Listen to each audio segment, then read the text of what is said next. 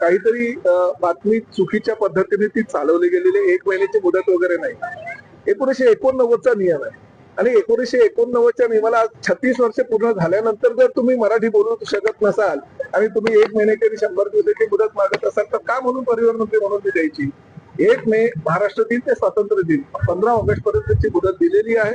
1 मे पूर्वी काही rickshaw taxi संघटनांची लोक नेते मंडळी माझ्याकडे आलेली, काही अमराठी जे नेते मंडळी आहेत ते माझ्याकडे आलेले आणि त्यांनी 3 महिन्याची मुदत मागितली होती.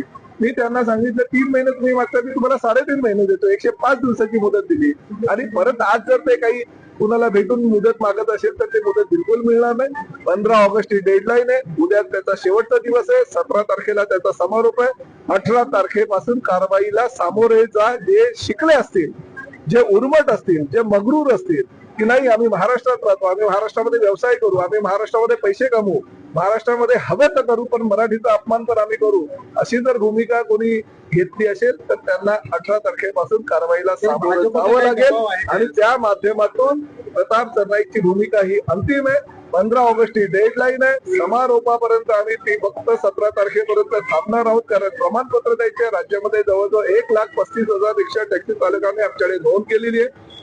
आतापर्यंत मी जी माहिती घेतली कालपर्यंत 1,10,000पेक्षा जास्त विद्यार्थ्यांनी प्रशिक्षण पूर्ण केलेलं आहे. त्यांना स्वर्गीय शिवसेना प्रमुख हिंदू हृदय सम्राट बाळासाहेब ठाकरे मराठी अभियानाच्या माध्यमातून प्रमाणपत्र प्रदान करण्यात येणार आहे 16 आणि 17 तारखेला आणि त्यानंतर 18 तारखेपासून महाराष्ट्र शासनानं 1989च्या कायद्यामध्ये सुधारणा करून 2026चा कायदा म्हणजे 12 ऑगस्ट 2026चा जो कायदा पारित केलेला आहे त्या कायद्यानुसार त्याच्यावर कारवाई अटळ आहे.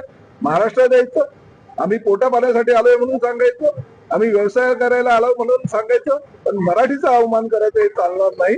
मराठीला कुठल्याही परिस्थितीमध्ये जे स्थान दिलेलं आहे अभिजात भाषेच्या दर्जाचं ते स्थान अबाधित राहील. मराठी आमची संस्कृती आहे, मराठी आमची परंपरा आहे. मराठी पुढे नेण्याचं काम आम्ही राज्य शासनाच्या माध्यमातून आणि परिवहन विभागाच्या माध्यमातून मराठी भाषा विभागाच्या माध्यमातून करतोय.